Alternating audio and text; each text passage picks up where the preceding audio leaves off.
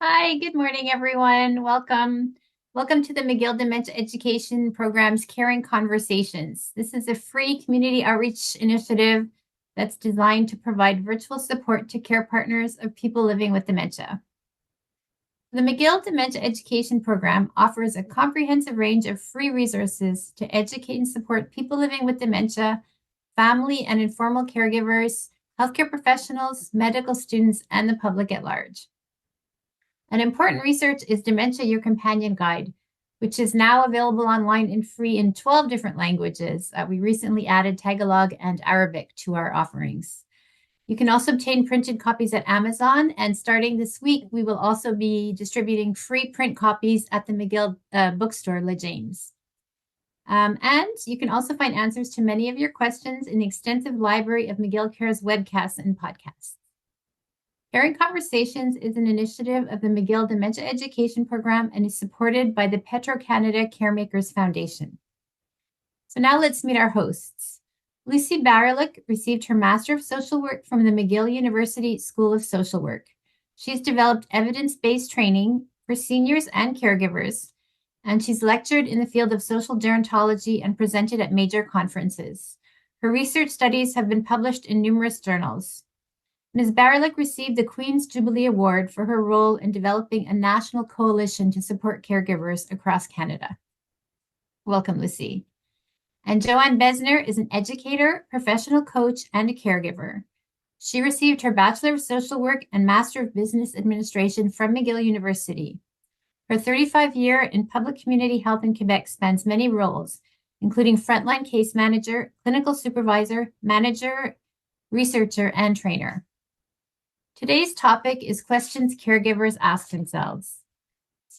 Lucy and Joanne will have a personal conversation about the most challenging issues that they have experienced as caregivers and witnessed in their practice, and they will talk about what helped. We ask that you please keep your microphones turned off. We will unmute people as needed when we open up the discussion. We also want to let you know that this webinar is being recorded and will be posted on our website. We're going to stop recording at 11 a.m., 30 minutes before the end of the session, so that anyone who would like to share but doesn't want to be recorded may do so. Thank you so much, Joanne and Lucy. Please go ahead. Thank you, Joanne, and good morning, everybody, and welcome. Thank you for joining us today. Since our sessions are called Caring Conversations, we would like to share our caregiving journey with you and how it affected us as individuals, family members, friends, and healthcare professionals. Hopefully, sharing our stories will resonate with your caregiving journey and show us how much we all have in common because we are caregivers. So let's start. Hi, Joanne. Hi, thanks for the intro, Lucy. And we're gonna interview each other. I'm gonna ask you the first question. Can you tell everyone here today, who have you been caregiving for? I was a caregiver for my mother. She was a single mother, and I'm an only child. We immigrated to Canada when I was very young, and we had no extended family in Montreal at all. As she aged, my mother had many medical problems. She was diabetic, she had thyroid, heart condition, and many other physical conditions. And as she aged, onset of dementia. She was an extremely devoted and loving mother. It was always the two of us. Since we were immigrants, I learned to speak and read English before she did. And I think my caregiving journey kind of started at that time as a child because I was her interpreter and I guided her in the right direction. We really shared a history. We did most of the things together. She worked very hard and our lives were not easy. I guess what I want to focus a little bit on is that, as I said, I identified myself as a young caregiver, and a lot of research is being done now on the effects of young carers. There are a lot of children who are caring for parents who may have mental health issues or addiction or just difficulty. They have medical issues that these children need to kind of, before they even go to school, prepare a breakfast for a parent. I just want to bring that up that we should be very conscious about that there are very young caregivers. Yeah. So I'll share for myself. My caregiving began really in earnest with my grandmother.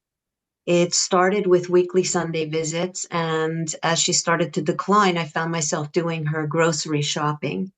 And then it turned into more and more. Because my own mother was not in a position to help her, I took on the role with my aunt. And it was mostly seeking care at home, helping at home. I didn't have to do a lot of the hands-on except for the grocery shopping.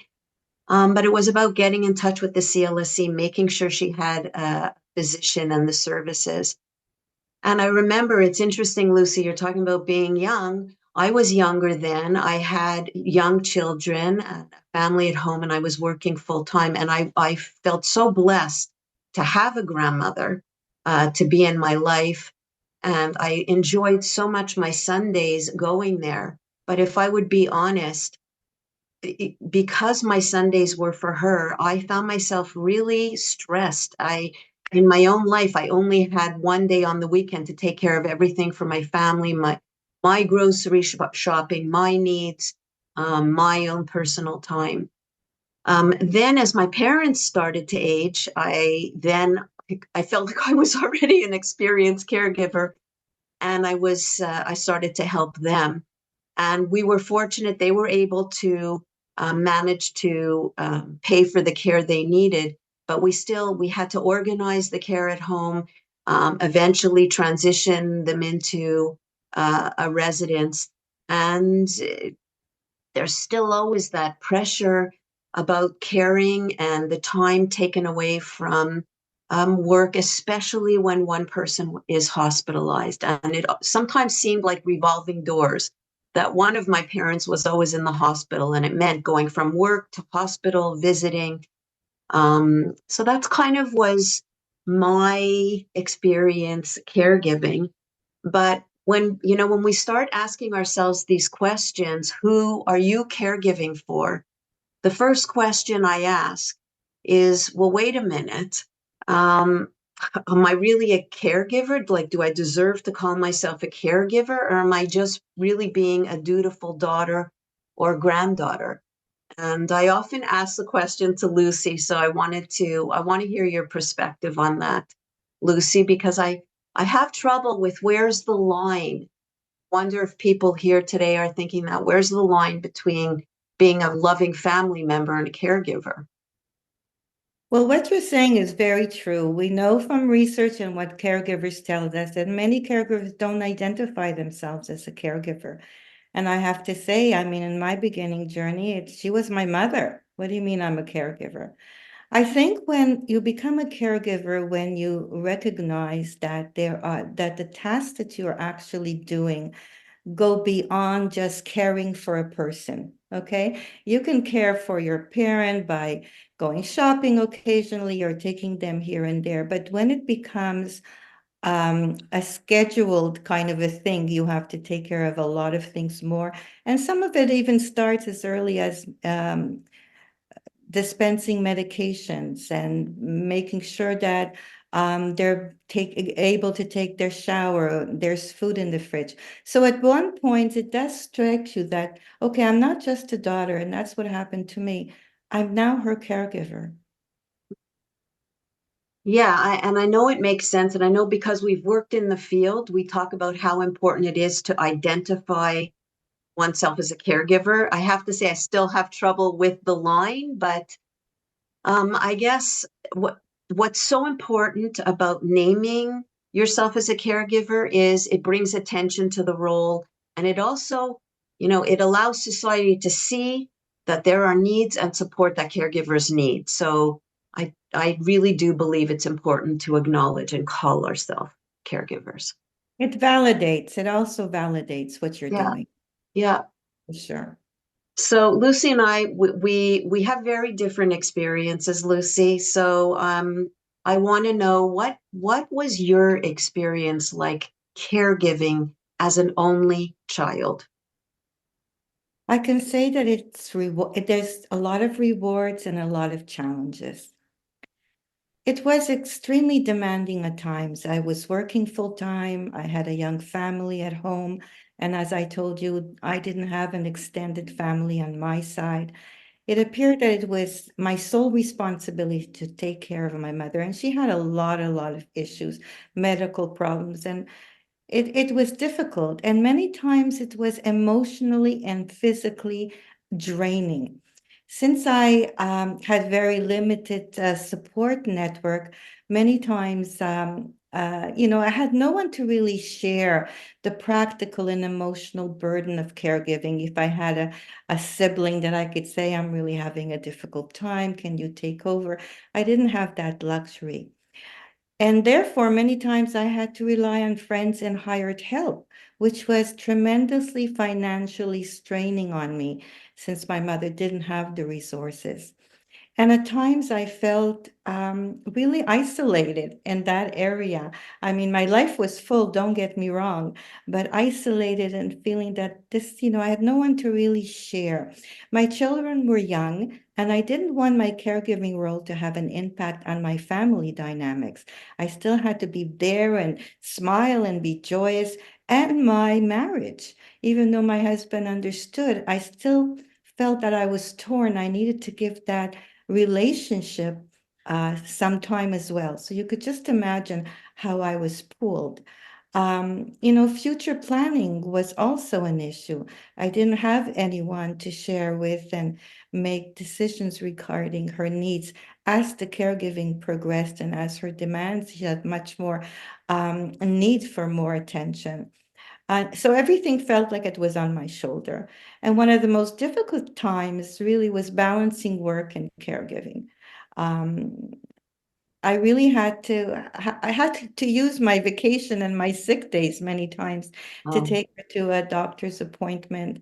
And it was difficult because, you don't want to, my profession was so important to me, and it was something I enjoyed. I wanted to be part of. So that was a difficult thing to balance. So the thing though, my mother was extremely, she wasn't difficult to care for. I want to sort of emphasize, because when you are caring for someone who is a little bit difficult, it's even more challenging. I really wanted her to have a good life, and I wanted to give back to her for all the things that she did for me. I had that strong feeling. Because she was such a heavy smoker, a pack and a half a day, I'm sorry to say, she could not live with me at the time. My youngest daughter was extremely asthmatic, and it was impossible. So I promised my mother that I would do everything in my power to keep her at home for as long as possible. Um, but my advice to caregivers is, please don't make promises that you might not be able to keep. Okay, so be careful. But I do have to say, I am on a personal level, I do not regret making the promise that I made to my mother, and because I feel good about it. So that was my biggest reward. mm, Yeah, so that's a wow. lot to say. And Well, and you did it all, you did it on your own. That's really something, Lucy, really. I'm yeah, wondering if, I hope we find out later. I'm wondering if our participants today, if you are caregivers alone or if they are in a team. So I'd be anxious to hear. yes. Well, Yeah. as I said, in the beginning, I hope some of this resonates with you, and that you can have the sense that this is exactly what I'm going, and talk about it. So I was wondering, Joanne, what is it like caring with siblings, since I don't know anything about it? It's actually my experience is so different than yours, Lucy. First of all, what's interesting, this is what you see on the screen, everyone here, is not a picture of myself and my siblings, but it could be because we are three. I have a brother and I have a sister as well. So we're two girls and a brother. And the one thing, like you said, you always felt alone. Well, it's the opposite for me. I'm very fortunate. I always have someone to share it with. So that's automatic. And the thing about caregiving in a family team is no one knows, like, the people who you grew up with, what your family was like, what your dynamic was. My parents, nobody knew better than my brother and sister. So there's no explaining, you just get it. So that makes it really helpful. And the other advantage, like, I always had somebody to touch base with, tap, help decision make. Really not alone. Although three is sometimes a difficult number, so that you can be talking to one and then you have to include the other, or talking to another. So sometimes that's a bit of a challenge. But I have to say, on the other hand, unlike you, who you made the decisions alone, every decision we make is made together. So that's an added kind of energy. So we're a team. We have to get together. There's no making a decision on your own. We consult each other. It takes time.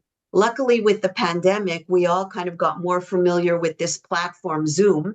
So that was really helpful in our caregiving. So we could have meetings together and make decisions and have our list of everything we had to do.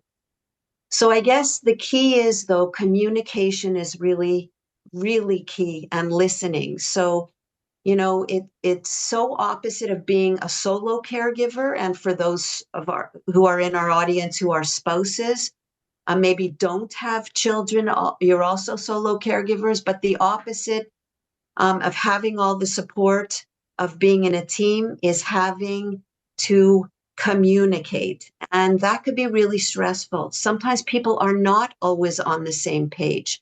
My brother, my sister, and I, we have really strong personalities. And if you know me, and especially my history in the field, I think I know the right things to do, and I want it done my way. And I'm being honest here, I could be a little bit controlling and think I know best. And my brother and sister, they think they have good ideas too. So what I've learned about caregiving together is to really step back and listen. Somebody else could have an even better idea than you, and together we do it better. So my message to those of you who are out there who are caregiving in a team, it's normal not to always get along. But just a really helpful tip is to sit back, drop your own agenda long enough to listen. Somebody else may have another idea, and it can make you better together. Well, that's Joanne, sorry. Joanne, sometimes caregivers tell us that blended families are difficult when there's other children from another marriage, or even long distance caregivers. Long distance caregivers, many times they feel guilty, they're not there, so they're demanding a lot more of the person who's actually doing the hands-on caregiving. So the reason I'm kind of bringing it up is that maybe in the half hour, if any of you feel that you're in that kind of situation, we can go a little bit deeper and look into that. It's not easy. It's not easy. So in many ways, as you said, yes, it was challenging for me, but it's as challenging when you do have family members that are involved as well, especially if somebody doesn't feel that you're doing the right job, or you're not doing enough, or some feel like, why am I doing all of this, right? Why isn't my brother?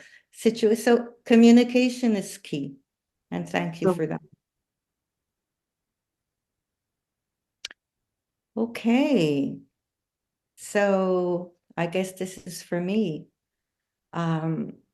Is there one moment that stands out to you as the hardest moment you ever experienced as a caregiver? Yes, this one for sure. And so I'll share it with you. It's not easy. So if I get a little emotional, just be with me.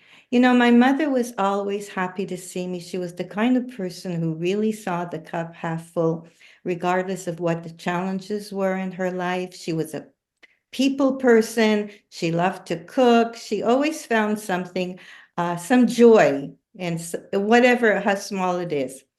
So, but one day when I came to see her, I saw that she wasn't herself at all. She seemed very down, and I was wondering what's going on.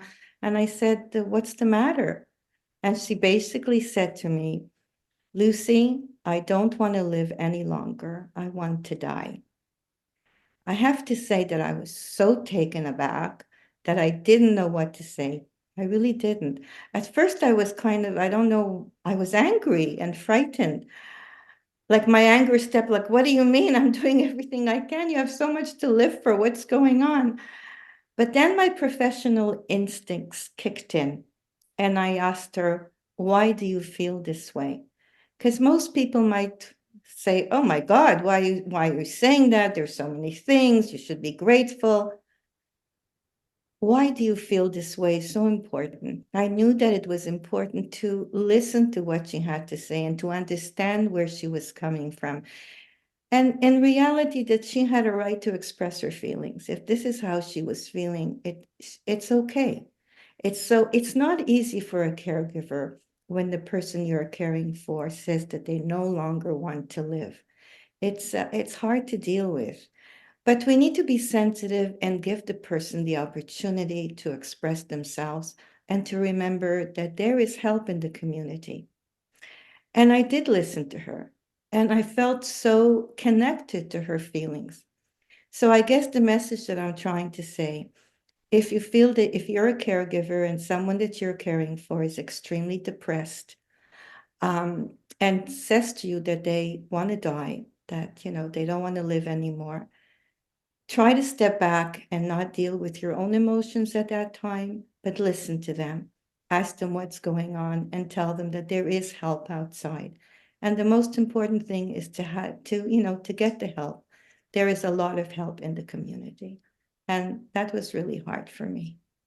Well, that's a moment I think people dread. And a lot of people are not comfortable with even talking about ideas or thoughts of suicide. Your mother saying that to you really felt safe enough to share, to share how she really deeply felt. That really touches me, Lucy, when I think about it, and I think about our caregivers here, and when you're caring for someone and you're putting all that effort in and hearing that back, it's tough. And I think the toughest thing you can do as a caregiver is allow them to talk about it. Most of us want to say, oh, what do you mean you don't want to live? You don't really mean it. But that's really shutting down someone. The harder thing to do is just listen. Tell me what's going on. Tell me how you're feeling. I know it's not something I want to hear, but I'm here. Tell me how bad it is. Let's see what we can, let's see where we go with this. Yeah. Yeah, thank you. That's really important. So, Joanne, I was wondering what particular moment stands out for you as the hardest moment you ever experienced as a caregiver?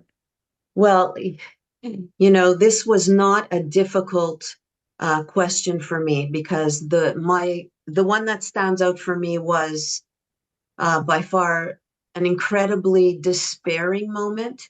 It was a time, it was over 10 years, I don't even remember, 10, 15 years ago. And at the time I was caring for both my parents. And I was at work, and my parents had taken together a 4-day small weekend trip to Atlantic City in the States.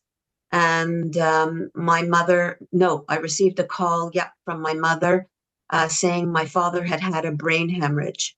And it was life or death. And I literally had to get up from my desk at work, leave everything. I drove there with my brother, and had to deal with the really dire situation of my father.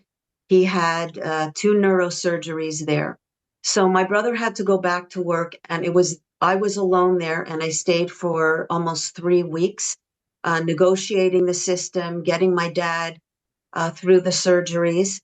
And my mother was there too, but she was not in great shape. She was, quite very impacted by this sudden turn of events. And so I was caring for them both, living in the hotel room with them there. I hadn't even brought clothes. I running around back and forth to the hospital. And then to make matters worse, my mother had come for only 4 days, so she did not have enough medication with her. She was on certain medications. And the last session we did before the holiday break in December was on medication issues. So this really speaks to that. Well, my mother, without her medications, and we were in the United States, could not get them. So her health condition started to unravel. So she ended up in emergency. I had my father on one floor in neurosurgery and my mother in emergency. And I remember being in a phone booth and talking to a friend and crying. I just felt like I was at my wit's end. I couldn't take it anymore. And I remember myself physically crumpling to the floor in that phone booth and just not feeling like I could carry on. As devastating and despairing as that moment was, what happened next is what I really wanted to share with everybody today. Because I'm sure you all have your moments where you feel just crumpled and despairing. I picked myself up and I walked to the hospital cafeteria and I sat down, and I'm sure my face was all swollen and I had been crying, and I was sitting in the cafeteria. I got myself a cup of tea, and all of a sudden somebody approached me. I saw it was an orderly, and he sat down at the table with me. I didn't know this person. And he just said to me, "I think you could use a friend." And that moment was so powerful for me. And, I just looked at him. I was so grateful. And I started to talk and share. And I felt at the time, and after, when I reflected, that, and I'm not a very religious person, but I felt like somebody sent an angel down to me. And it really helped just get me back. Okay, I can do this. I can pick up where I'm carrying off with. So my message to everybody here, actually, I have two messages. One, even in your worst moments of despair, trust that when you need someone, there will be someone out there for you. Even though I was so alone in a strange hospital in a different country, someone showed up to be there for me. And the other message I want to give you is reach out. As a caregiver, we know, reach out to your fellow caregivers. If you see somebody in distress, don't stay silent. That reach out can make such a powerful difference for them. So that's what I want to share with you.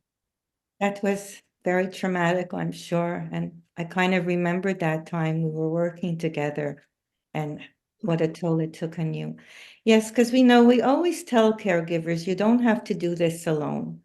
And so I'm just going to go beyond that a little bit. Yes, it's important, if somebody, a friend, but you could reach out to your local CLSC.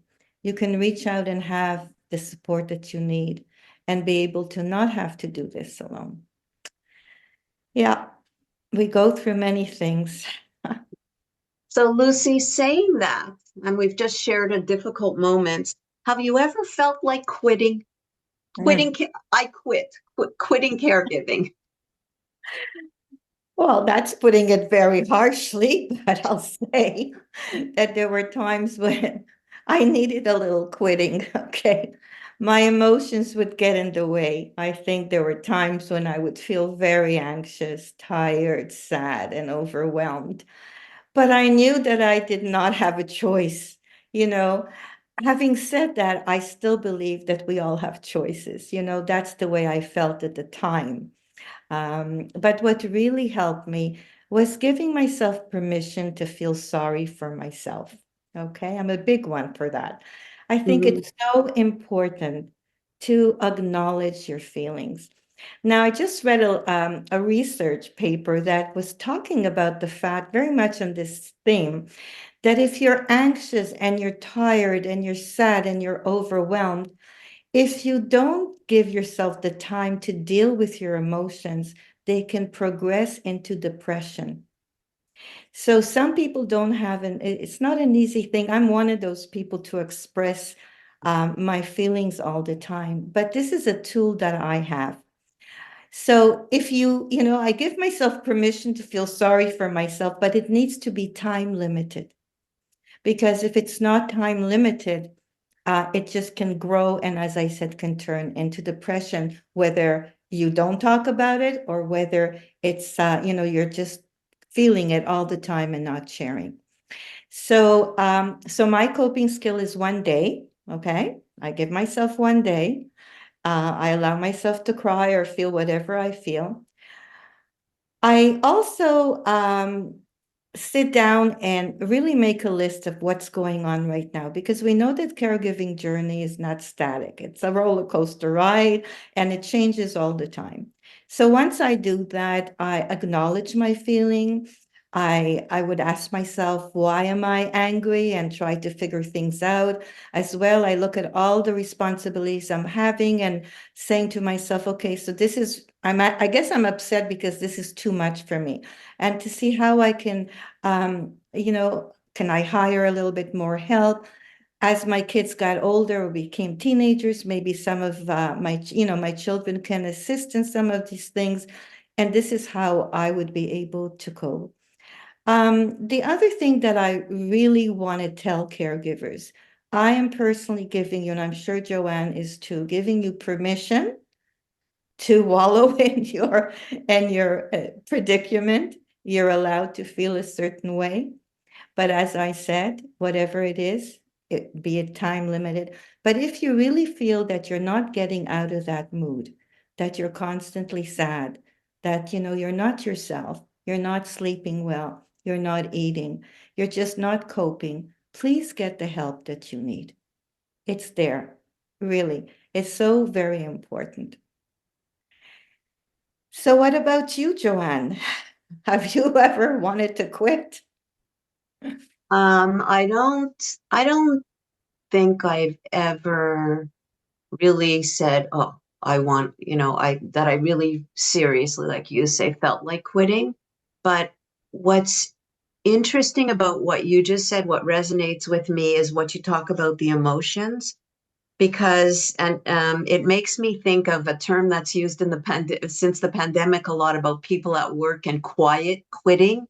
So maybe I could admit to quiet quitting in terms of caregiving, and it's about the emotions. I think what I do to maybe protect myself is, when I get to that point, I think I shut my emotions off. So I'll go through the motions. I'm caregiving, but it's like I shut myself down. I park my emotions somewhere. So I hope I'm expressing myself well. It's just, I think I protect myself, and I won't let anything in that's going to hurt me. And sometimes I feel like that if maybe I feel let down by the system, let down by other people around me. Maybe I feel underappreciated, and it's really exhausted. So I think that in those times I could just, shut down my emotions. And maybe that's what you mean by taking a little break. So that's how I give myself a little break. But I know in the end that people are counting on me. And I do feel blessed to have whom I've had to caregive for. My grandmother, my my mom, who's still with us, and my dad, who just recently passed away. Um, so that keeps me going. But I guess the message is, it is normal to feel like quitting, to get to that despairing part where we just say, oh, I just want to quit. I wish I wasn't having to do this, like how I felt when I kind of had to give up my Sundays when I really, really needed them. Yeah.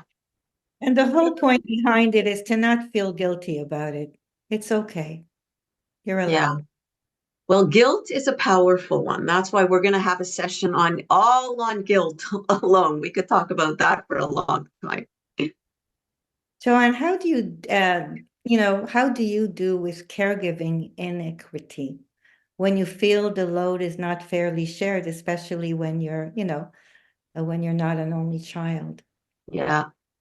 Yeah, we thought this was a really important question to ask and share about because probably those of you with us today, some of you are in caregiving teams, and I think you mentioned it before, Lucy, when you feel like, well, is everybody doing as much as me? So I want to start by saying being equal, like if you're a team of caregivers in your family, whether you're siblings or spouse with children or blended family, it's impossible for it to be really equal. How could we even ever know? But what's interesting is like that perception. Um, is everybody doing their fair share? Is a question. I think that even if you don't say it out loud, I think everyone probably thinks it to themselves, and especially when they start to feel overwhelmed. I know in my situation with my brother and sister, when we started out caregiving, we were kind of all in the same boat. We were working full time. So we had our work life and our personal life. We were caregivers together. What we did was focus a little less on equality and a little more on doing what we each did best. So what I mean by that is, let's say my sister was really great on the phone and organizing services or speaking to people. We would kind of assign her all the phone work, all the phone calls that had to be done. My brother had knowledge about some of the resources in the community, so we would give him roles and tasks to do with that. I would do maybe talking to certain professionals. We would just divvy it up, and visits, especially when one of our parents was hospitalized. This is where we kind of were like, how do you call it? Those wheels going into action. We would try to divide up shifts and say, okay, we tried not to overlap, so that with our work schedules and our family schedules, we would try to work it out that everybody would go a different time during the day so we could cover it. But it sounds funny, even though we were three, and Lucy, I keep thinking you're one. How do you do it if you're one person? We were three. I still remember feeling like the running to the hospital and being there and sitting there with no chair is one of the hardest things to do. So, again, I guess my message is it's really hard for it to be equal, especially when, there's no obligation. I mean, as a caregiver, I think you're allowed to say, you know what, I can do this, and that's all I can do. But at the same time, then we have expectations of each other. So how do we match that? I think in every team of caregivers, there's always one person who feels like they're on the left side here with most of the stones on their side for some reason or other. Sometimes it's because they just naturally do it. Sometimes it's because they're just the one who is who people expect more of. And I can say, that doesn't feel so good when you're the one who's really got the bulk of the burden. So if you are feeling the caregiver inequity is so imbalanced, it's really important to say it out loud, because if you let it fester inside, it's certainly not going to do you any good. So I think we have to really talk about it. The thing that changed for me in my caregiving horizon is that in about 5 years ago, I retired. So that means my brother and my sister were still left working in jobs.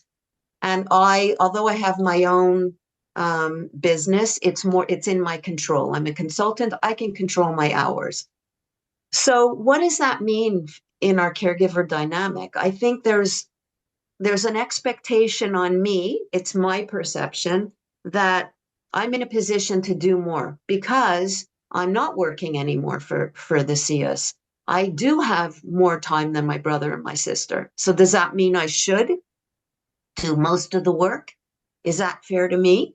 And I'm going to say something that people might say frivolous. you know, I retired, I worked my whole life. I have activities and things I'm doing now that are very important to me. I have 2 grandchildren. I want to be with them. I want to play with them. I want to pick them up. I play golf. And that may sound frivolous. I want to go and get my golf games in. How does that compare with caregiving? So I think these are the things that become difficult. How do you stand up for yourself? Or, you know, what rights do I have um, to make sure that it all doesn't fall on me, even if I really do have more time than the others? So those are kind of the struggles that we go through, and it's important to talk about it. So that's kind of what it looks like, I think, caregiver inequity. And I'm anxious to hear from our participants later that, you know, what sharing caregiving is like for them. But as you're talking, what came into what I was thinking about is that we keep telling caregivers that you have to take care of your mental and physical well-being. So the fact that you enjoy golfing, that might be a very important piece in your life to maintain your well-being. So I don't think I don't think caregivers need to feel embarrassed or guilty about doing that. It's the balancing, it's the acceptance, it's being able to look at, and I'll talk a little bit more about, because that's so important to me when I keep saying that there are 2 people in this relationship, the caregiver and the person you're caring for. And it's just as important for the caregiver to maintain their well-being, their mental and physical. So if it means that you need to go exercise, well, that's what it is. It's important that you do that. So yeah, Are that you was, giving me permission, Lucy? I'm giving you permission to golf, not now, it's a little bit too cold, but yes, I think you need to continue golfing. I just want to end by just saying one really big benefit I think that I didn't share about being in a team of caregivers is when I do get to that point that we said maybe I want to quiet quit or I need a break or it's just too much. I can lean on my brother and sister, and we do have a way of saying to each other, you know what? Take a break. You know, just take a break for a week. Go do what you have to do. You know, the 2 of us will take it on. So we are in that very privileged position. So we just have a couple of questions left before we're going to open it up for discussion. But Lucy, everyone here knows that we're both professionals. We've worked in the system for decades. In what ways did being a professional in the healthcare system help you? Can you share a bit? And did it ever hinder you? Well, I have to say that it really helped me because I knew the healthcare system very well. I knew what they could offer and also know its limitations. So it didn't frustrate me in a way with that, in respect to that. I mean, my mother needed 24-hour care, and there was no way in the world that I was going to get that care, even though, I pay my taxes. It's important. So many caregivers feel very frustrated trying to navigate the healthcare system, which we know is very difficult to do, especially in our today, even more so. That's why it's so important to educate ourselves regarding what is available in our healthcare system. And joining groups like this is so important because, get to understand what can you expect, what you cannot. And if you really need more information, call your local CLC and find out what is it that they can offer and what services are available, as well as community organization. What else is there? It might not always be the CLSC. The way it did hinder me was that I felt extremely vulnerable because I felt that as a healthcare professional, I should have all the answers, which I really didn't as a caregiver, meaning I didn't have all the answers. I wasn't as coping as I thought I would be. My mother finally did have a social worker and a team, at the CLSC. And I felt that their expectations were unrealistic. And it kind of goes along with the research that is being done, that unfortunately healthcare professionals, for many reasons, there aren't enough people and, they're short staff, they have a lot of clients. The expectations of caregivers are very difficult. And some of them have to do even with medical things, like in my situation. My mother became diabetic. She needed insulin. And I remember sitting in the team, and the nurse turns around to me and says, Lucy, I'm going to come and train you how to give your mother insulin shots. And I kind of froze inside. I'm thinking to myself, I'm scared of needles. There's no way I could ever give my mother an insulin shot. What if I did something wrong? How I'm going to manage this? I was working full time with my family, and the first thing that came out of my mouth was no. And I looked around the room and I could see their expression. They were not happy with me. Here I was, much younger, daughter, like, and so what I'm trying to say is that it kind of goes along with what research tells us. I'm giving you permission to say no. If you're not comfortable with anything that is expected of you, or any chore that they want you to do, or even, coming home and maybe training you to do physiotherapy with the person you're caring for, if you're able to do it, by all means. But if you're not, just say no. Joanne, what about yourself? Yeah, I guess a lot of the same ones. How it definitely helped me being overall helped me being a professional in the system the same way. I knew the system, I knew the players, I knew how to speak. I guess but I'll say, when it comes to expectations, yeah, it really hindered me because I was part of that, and I had trained my staff, my teams, on case management and caregiver compassion and empathy and coordinating the services. Although I had a lot of knowledge, I had high expectations.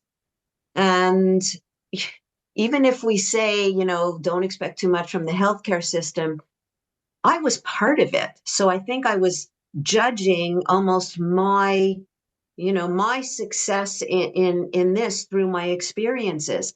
What shocked me, and I guess we always heard from caregivers, is when I was going through it, and here I was, knowledgeable, coordinating, organizing the discharge, making sure all the T's were crossed and dots were the dotted I, everything was taken care of. And then, of course, everything went wrong that could go wrong. Nothing went smooth. And I guess how it hindered me was really being disappointed in the system, working in it and knowing this is what our caregivers are going through. This is just not acceptable, and just feeling that pain of it. So that's the part that it hindered me, I think, being a professional. I just want to say, yes, I mean, all these things are true, but I do have to just mention that once my mother had a social worker from the CLSC, I felt for the first time that I had someone else that was sharing what I was going through. So as limited as it is, there is a lot of good that is still within our healthcare system. And it's just a matter of going out and finding out your local CLSC, educate yourself, but don't be frustrated. Know what to expect. Thank you for that, Lucy, because it's good to remember the positive and to be optimistic as well, because there are nobody with greater heart than the professionals in our system. We have to remember that. Exactly. So what's the most complex ethical situation you ever faced as a professional? I faced many of them, many of them. But this one in particularly was kind of difficult. I was working with an elderly, very alert, intelligent woman who had many physical handicaps. She was in a wheelchair. She needed help and support with her every activity of her daily living. She lived with her adult son, who did not work and was her main caregiver, and things seemed to be really going well. On one of my visits, he wasn't home that day. She told me that she felt intimidated by her son when he was asking her for money that had nothing to do with the household needs, and that she was scared of him. But as soon as she said that, she retracted by saying, made me promise not to confront him because she was scared that he would get in trouble and maybe move out of the house and what would happen to her. So this was a really, really difficult situation because ethically, I had to make sure that she was not at risk. I had to make sure that she was not physically or emotionally being harassed or hurt in any way. And also to get a sense of exactly what was going on. And the whole idea behind, could you imagine how frightened she would be or was to think that if he left, who would take care of her? Because I knew that the CLSC was not in a position to maintain her at home. So there were many, many, many issues in that particular situation. Yeah, yeah. No, I hear you. It's always that balance when risk comes to play. Exactly. Risk, I think that's the thing to keep in mind, the risk factor. Yeah. So when I think of a tough ethical situation, there's a couple that come to my mind, and it was very early in my career. And I remember this elderly couple, and they were Holocaust survivors, and they made it very clear what they wanted was to stay home, to die at home. They did not want to go to hospital. They did not want any kind of nursing home placement at all. And, coming in and seeing their situation was dire. Their apartment was very small and cluttered. It was not clean. They were barely able to take care of each other themselves, never mind each other. So it really was a less less than ideal situation. And I guess the standard for me, it wouldn't have been good enough for me. It wouldn't have been good enough for someone that I love to be living like this. But I had to really step back, and we use this term self-determination. I mean, everybody is entitled to live the way they want as long as there's no harm or risk or imminent threat of death or something like that. That's in the law. But there's such a big range in between where it's just not a great situation. And what do we do with it as a professional? And as a professional, I probably had enough that I could have, sent them to hospital or forced things a little bit more. And for me, that was a huge dilemma of allowing them to live the way they wanted to live because it was good enough for them. It might not have been good enough for me. And the message that I want to give our participants today, why I brought up this issue, is a lot of times, children will watch their parents living away, or they don't agree with the way their mom or dad is caregiving. They don't like the situation, and they just, they want it change. They want to make it better, but just pause for a second. And it's so hard to do this in your family. But it's important to balance. I call it balance love and balance risk, and think which is more important and what do we need to do in this situation. And I think, Lucy, we're coming really to the end. So we have one last question very quickly. I'm going to let you ask it while I put a cough drop in my mouth. Okay. So the question is, what is the most important word or sentence you would say to a caregiver if you only had a few moments to advise them? Would you like me to answer it? No, I'm okay to answer. So my word, my one message to caregivers is pause. Pause. Pause when things are spiraling or getting really difficult. Step back, pause, take a breath, and give yourself a chance to self-regulate, to take a look back. That's my one word, pause. And you, Lucy, what's your word? I have more than one word. Of course you do. Please take care of yourself, caregivers. It's a balancing act. Both people need support and help. If you don't take care of yourself, you will not be able to take care of anyone.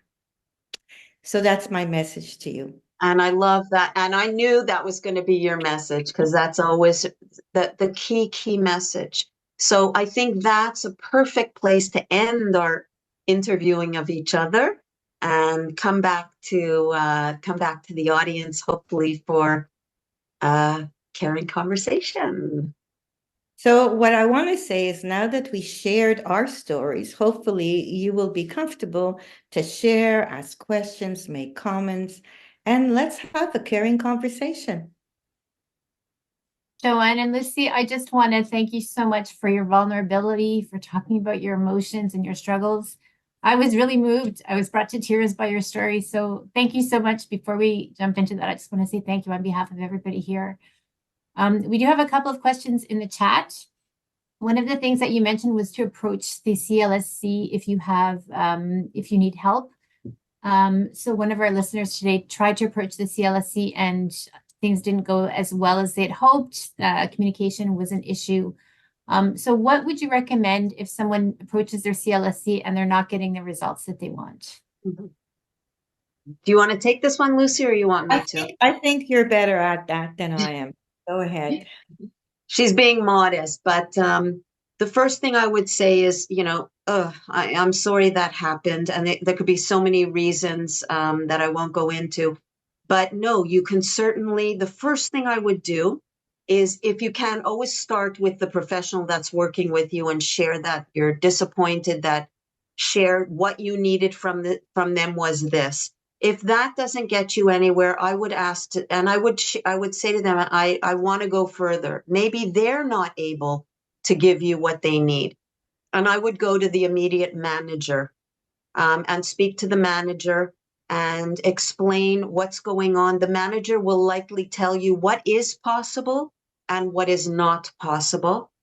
If that doesn't work, then there is an ombudsman, there is a complaint commissioner, and I would do it. And although it's a hard ask because it takes time and it takes effort, but if you can do that, I would do that. The other thing I would just say is also look to other resources as well. Look to the community. And even, coming here is a great thing, but the CLSC cannot do it all, but that would be my advice of what to do. I agree with you. That's exactly what needs to be done. I mean, if we don't speak up and if we don't say it, it's just not going to get done. So I know it's hard, because one of the roles that we take on as a caregiver is at being an advocate, and it takes time and energy, but it's worth it in the end. Is there more in the chat, Diane? There is. It's great to see so many comments. Oh. So there was a great comment about how caregivers need to have an accountability buddy who makes sure that they're also caring for themselves, getting self-care. So I think that's a great point. I love that. I think that's so important. As I'm getting older, I have a couple of friends that I'm not a caregiver anymore, but just the fact that we check up on each other just to see how we're doing, that is so important, to have someone in your life that you can that can check up to see how you are doing and encourage you to take care of yourself. Yeah. And we also have a comment about how respite workers can also be very, very helpful as well. Yeah. I just want to add also, just for the CLSC service, respite is I'm glad, thank you for whoever wrote that in the chat, because we didn't touch on that much in this session. And just know in Quebec, because there are people from other provinces, you can access actually respite services outside and inside. Outside, I believe there are 5 weeks a year available for caregivers if you need to go away or just have a rest at home. Thank you. Thank you so much. That's very interesting. The person who posted that actually is a respite worker. So nice.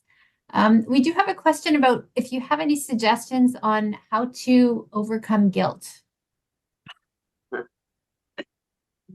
Okay, so the first thing I want to say is we are going to be, not the next one, but the next one after, I think, having a session that we are devoting to guilt alone. It's actually going to be on guilt and self-care because it's a really big question. So I am wondering, Lucy, do you want to say just a few words about guilt? And maybe what I want to make sure is invite everybody here to stick with the monthly sessions because there will be one on guilt. But Well, I think guilt is a normal feeling. I mean, it emerges many times from the background that we come from. The whole idea of feeling guilty, I think it's very normal many times to feel guilty, but I think it's also something that you have to question yourself, like, why am I feeling guilty? What's going on? The other thing is, I think when I felt guilty, I had to kind of step back and say, and acknowledge that I can't do everything, that I can't be everything. But it's not an easy emotion to really deal with. That's why, as Joanne said, I really encourage you to join us in not the next session, but the one after, because it's so broad. There's so many things that play when you're feeling guilty. The relationship that you may have had with that person you're caring for. It might have been a positive one. At the other end, it might have not been a good one. So there's all kinds of issues that arise. And just I'll just end these few words, and maybe in the second half hour, because we invite you to stick around after Diane closes up, we can talk a little bit more about guilt. But the one big thing is really to look at yourself, look at the expectations you have of yourself, and just ask yourself, are they really realistic? So yeah, I'm going to stop on that note, but maybe we'll take it up in the next half hour if the remaining people want to talk about it. Thank you. Thank you, Joanne and Lucy, and to everyone who's joined us here today. As mentioned, we're going to stop the recording now, but this section will be posted on our website on the Caring Conversations page, and I have posted the link in the chat. I will repost it again afterwards. So I just want to let you know that the next Caring Conversations episode will be a series of emotions, sadness, anger, and uncertainty. It's going to take place on Thursday, February 29th at 10 a.m. So we'll be promoting that and sending out the newsletter with that topic information in a couple of weeks. We would like to gather your feedback on Caring Conversations, so please do fill in the evaluation form that you'll receive by email. It is also posted in the chat if you have a few minutes to do that now. We would like to thank the Petro-Canada Caremakers Foundation for supporting Caring Conversations. It's a project of the McGill Dementia Education Program, which is entirely funded by private donations. If you'd like to join our mailing list, or if you'd like to learn more about the resources, please visit our website, mcgill.ca/dementia. We hope you found today's conversation useful, and we will now stop the recording part of today's session so that we can have a more private conversation. I see there are a few comments in the chat, so we'll continue with those.